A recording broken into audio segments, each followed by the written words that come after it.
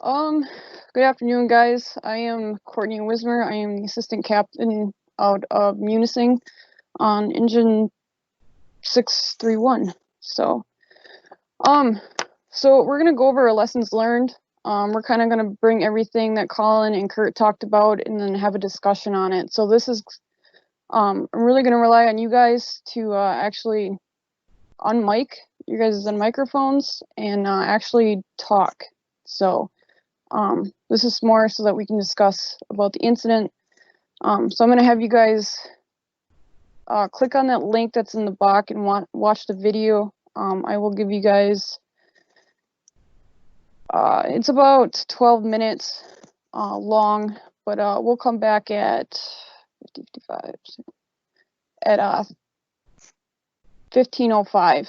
And then while you guys are watching the videos, just go over some of the start taking notes on some of the contributing factors that you saw during the incident that led up to the outcome. So go ahead, watch that video, and then we'll come back and actually have a discussion on this.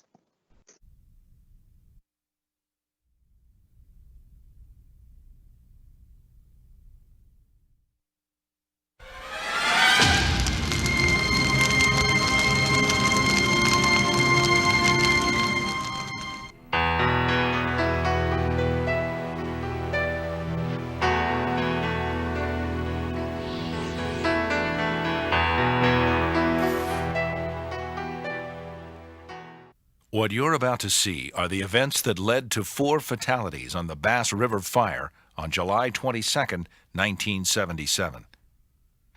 The Bass River Fire occurred in the Bass River State Forest, located in New Jersey's Coastal Plain Pinelands Reserve. The area burned by the Bass River Fire is in the same vicinity where 5 firefighters were killed while fighting a forest fire in 1936. The coastal plain is flat to gently rolling, and the pine barrens fuel type dominate the area. Pitch pine is the primary species found in this fuel type. Fires spread quickly in these fuels, and crown fires are common, as is long-range spotting. Fire behavior exhibited by the pine barrens fuel type closely resembles that of chaparral fuels in California.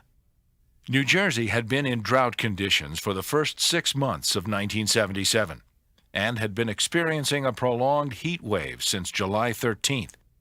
The afternoon fire weather readings on the day of the fire, as reported by the Bass River Fire Tower, were sky clear, temperature 91 degrees, wind 12 miles per hour from the northwest, with gusts to 20 miles an hour.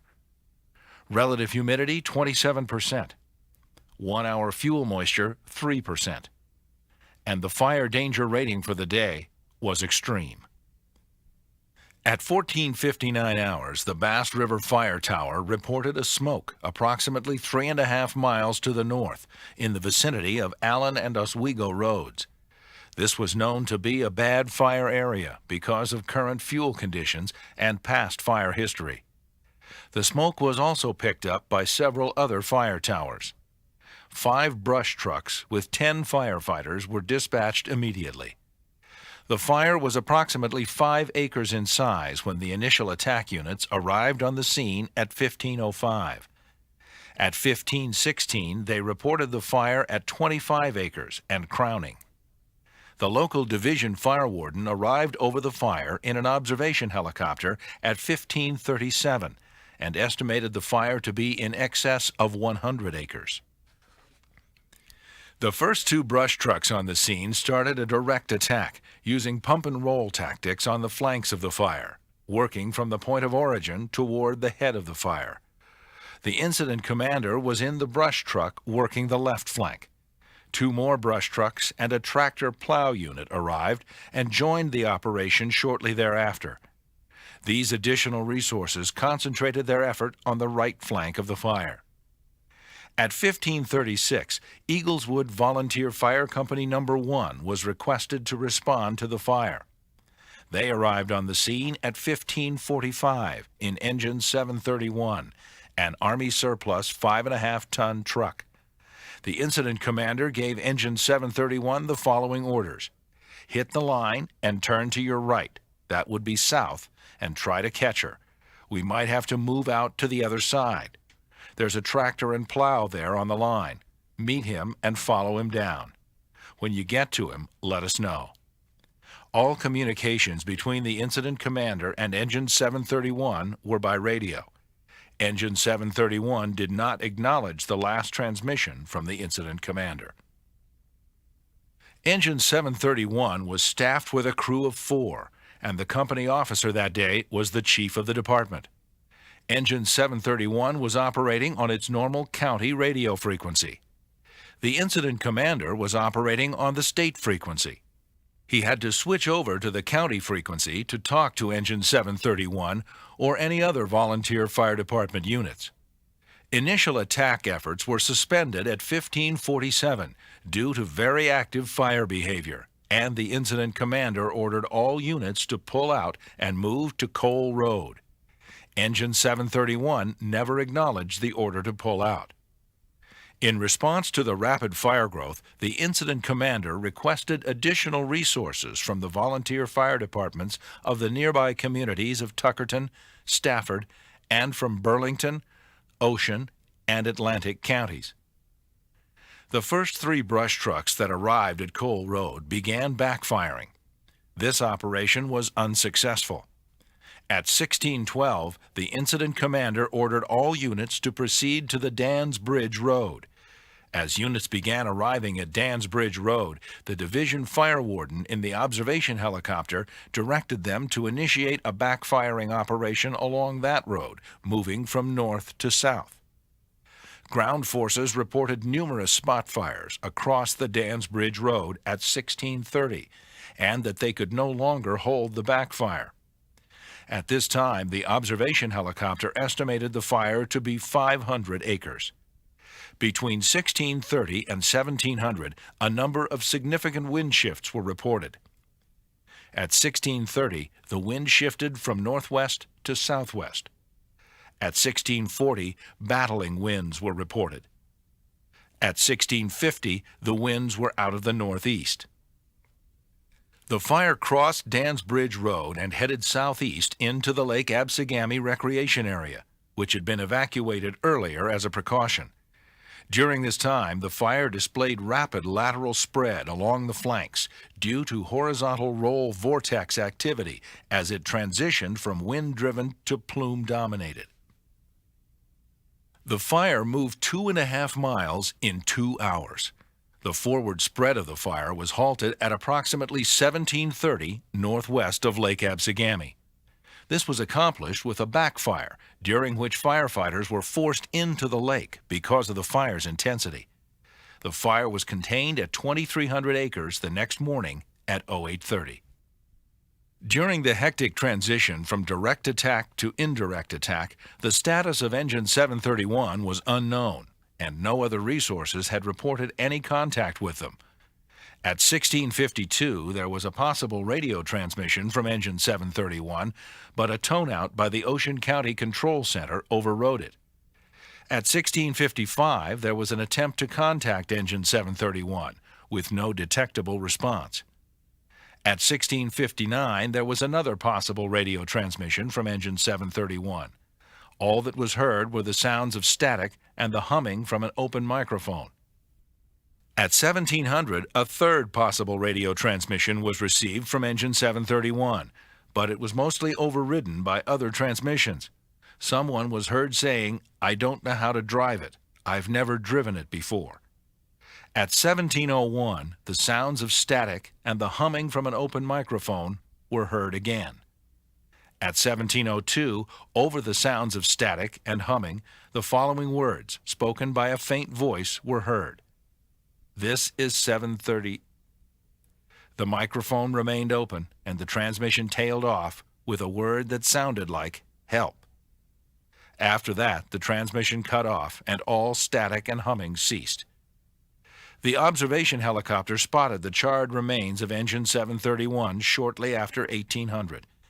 Engine 731 was found near the original right flank of the fire, where they were initially directed to begin their flanking attack. However, they were not on the fire line or a road. The signature pattern left by horizontal roll vortex activity covered the area of the burnover. This would indicate that engine 731 was caught by the vortex along the flank they were working. An examination of the engine showed that the radio aerial was hanging on the left side of the truck cab. The ceramic fitting attaching the aerial to the truck was broken. Hose fittings were found on the ground on the right side of the truck. The pump handle was full open. It's possible that some of the crew members pulled hose and connected it to the pump in an attempt to create a water curtain for protection. The bodies of the company officer and one crew member were found 600 feet from the engine in a direction back into the fire toward the point of origin. The bodies of the other two crew members were found near the engine.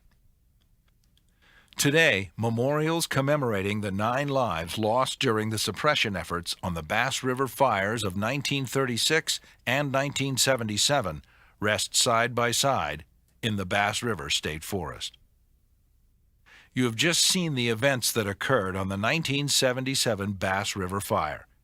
The instructor will now facilitate a discussion about the use of fire safety guidelines by the involved personnel, the strategic and technical decisions that were made, and the human factors that contributed to this burnover incident.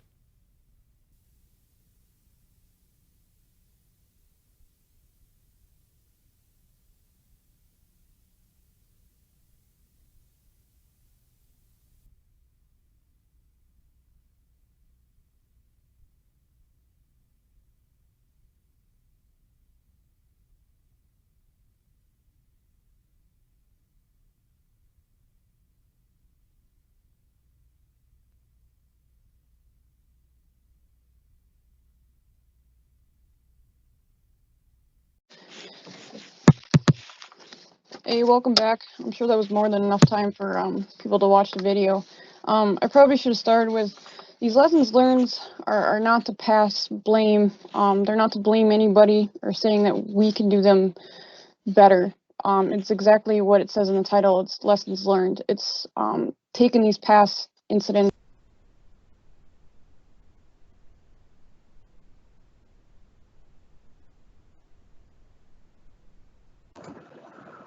Hey, Courtney, you've gone muted. Yeah, thanks. Sorry about that. So before we start the discussion, I'm just going to reiterate here. These lessons learned are not to blame people or that were on the fire, and it's not to say that we could have done it better if we were there. It's exactly what it means. We take these lessons and we learn from them, and we try to figure out what the issues were on that fire, and make sure that those critical areas are in place before we engage. So I probably should have started with that, but I didn't. So what are some things people saw in this video that may have contributed to the incident? Well, Courtney, one of the first things that I noticed was something that can certainly happen to us locally here as well, is resources working on different radio systems and different radio channels, and maintaining that communication can be and typically is very difficult. I think that was obviously a major contributing factor where, potentially, like I said, it happens here a lot. The IC can't necessarily have direct communications with all of his resources. Yeah, exactly. With that, for people who are IC is if you don't have, or if you're not able to communicate with those engines, maybe grab a person off that engine that has a radio, so you can communicate with that engine, or simply grabbing a radio off of their engine. I've certainly done this before where I've been on a volunteer fire, and they gave me a radio so that I could hear their frequency as well as be able to talk to my dispatch. So those are just some options that we can do.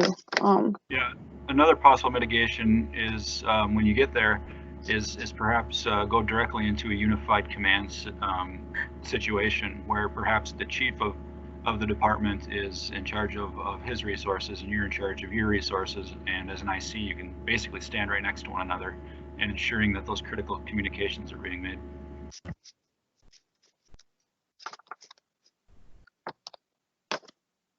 Anybody else? Yeah, one of the other things that didn't happen was so standard order number 8 says give clear instructions, which seemed to happen, but then it seems like by my count 731 wasn't able to acknowledge twice. So that definitely, so it's not known whether or not they got that transmission.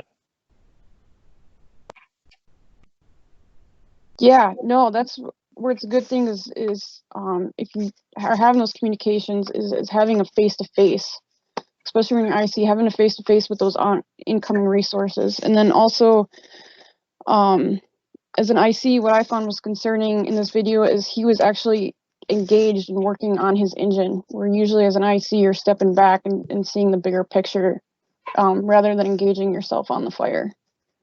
So. Courtney, good choice of fuel type. I think this really applies well to us, just as far as our jack pine component. I mean, you know, hit the nail right on the head. It sort of sent chills up my spine. You know, that could be happening to us down here in Stonington. So. Yeah, that's kind of why I picked this fire, was because of that reason. Because I think we do a lot of Western lessons learned, and we never really do enough that pertain to our area. So. Yeah, that's another thing that I was noticing is the horizontal roll vortex stuff. If I remember right, that was a big component in Mac Lake too, wasn't it? Yes, it was. Yep. And the Stonington fire on the Hiawatha as well. I was also going to add that this is Mike. And early on in that presentation, you know, they talked about, you know, back in the 30s, they had a large fire there. It's been an area known to be not conducive to easy suppression, you know, given the indices, and just kind of wondering if any of that local knowledge was shared. It said the local sources knew it would be a tough area to fight fires, but you know, how many of those folks in the surrounding areas or volunteer fire departments were there in the 30s and you know, really understood those local factors. And you know, that's something, you know, we're always looking for when we go to new places, is to, you know, find a local and share that kind of information.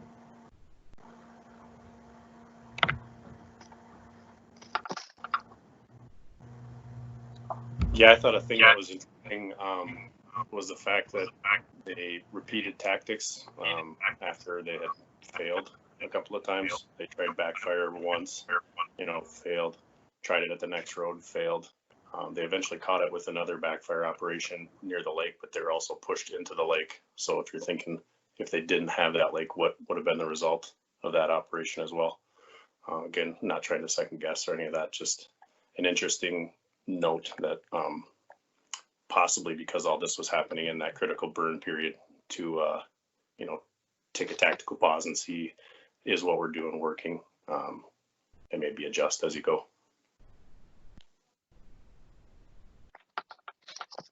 Yeah, I was thinking the same thing when I was watching the video. I think you make a really good point there, is if something that we're doing is not working, or if you're noticing your captain or your engine boss or your crew boss, you know, trying to keep doing the same tactic and it's not working, say something. That's where it's a good time to take that tactical pause and figure out what's not working and what you can do next. So you guys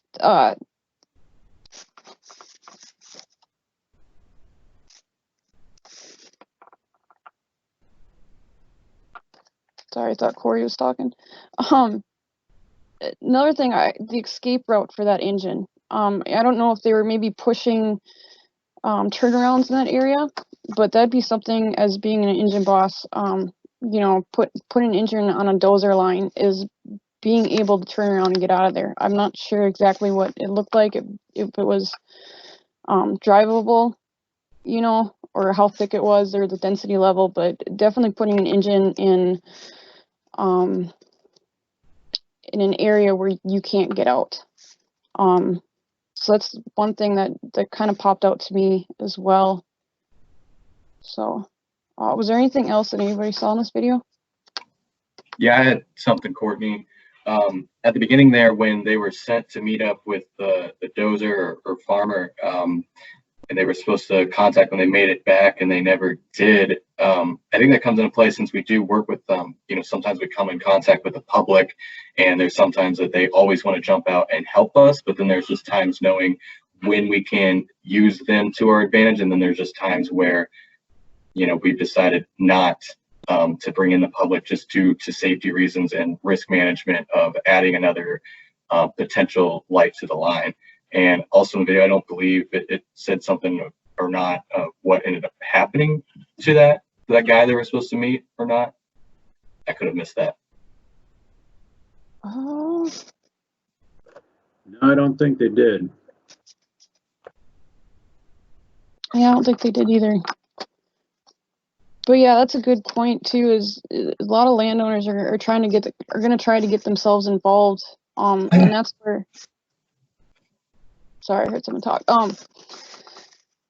That's where you need to kind of push back on them and tell them, hey, we got this. And you know, if they're getting in your face, that's trying to call someone else aside and grabbing that person and say, hey, can you please take this public or this landowner aside and, you know, talk to him and explain that, you know, we can't have the reasons why we don't want him to help, but at the same time is trying to calm him down.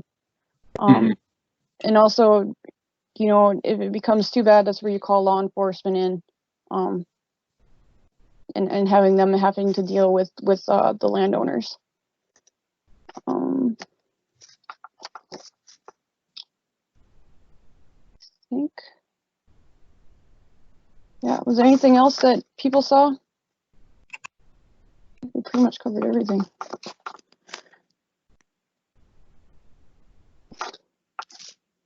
All right, yeah, that was a good discussion. Thanks, guys, for opening up. You know, it's pretty difficult in this virtual training, but I do appreciate it. I think we had a really good discussion there. I don't think I had anything else in my notes. I think we pretty much covered everything in that. So this next question that's on here, it was AFMO out of Region 3 asked a group of us this question: can we fight fire aggressively while providing for safety first? He believed that this shouldn't even be included. I wish I would have knew what he wanted to put in place there, what he exactly said, but I can't remember. But and the reason why he didn't believe this statement was because the word safety is, the definition of it is the condition of being protected from or unlikely to cause danger, risk, or injury. And he says this statement basically gives us this false sense that there is no risk involved. Though most of us are aware the risk is always there. We just put mitigation in place mitigations in place to lower that risk. I was just curious on what people thought about this statement, and my view on this, I believe in this statement because we do take on that risk as firefighters and on the ground. That we do take on this risk, knowing that as long as we have mitigations in place, we have LCS in place, we do the risk assessment, we have situational awareness, that is our safety. So regardless if there is risk involved or not, and I just want to just open up for discussion.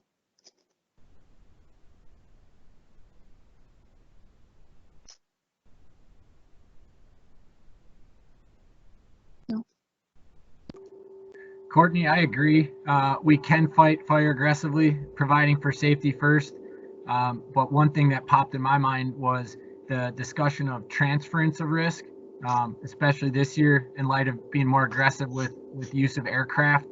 We are going to have to be aware of that if we're not able to engage, say, from the engine level as aggressively, we're going to have to recognize that we're transferring that risk to those aviation resources, and just keep that in the back of our mind that we can't just rely on them, that they'd then be accepting risk from us. So just kind of one thing that popped in my mind.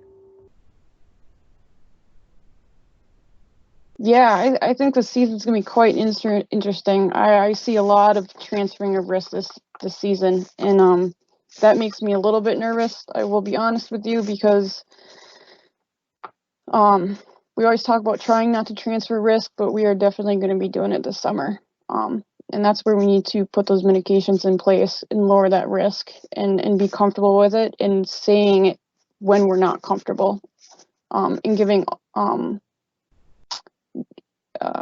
what's the word for it? Yeah, so.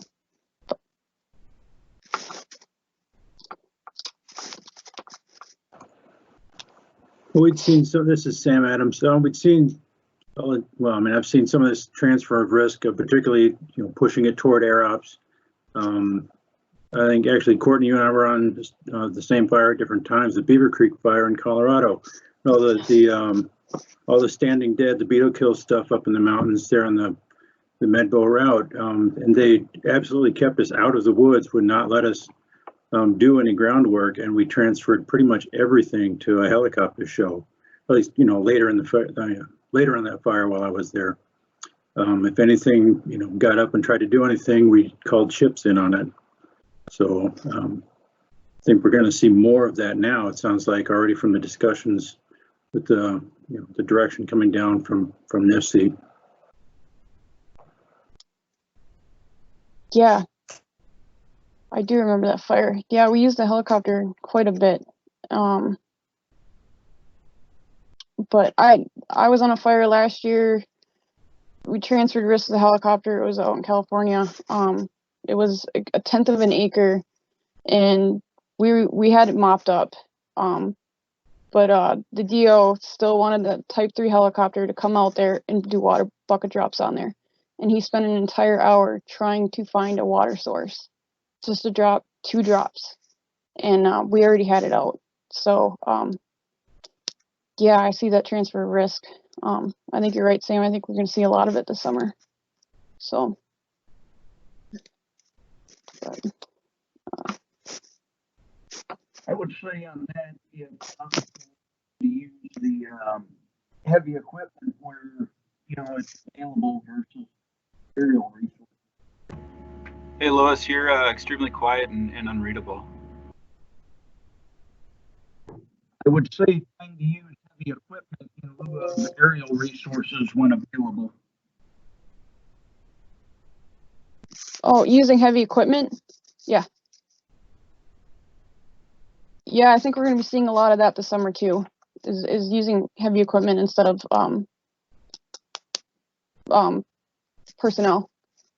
That's what Lewis was saying. If you guys didn't hear him, is using more heavy equipment this summer. So, if I got that right.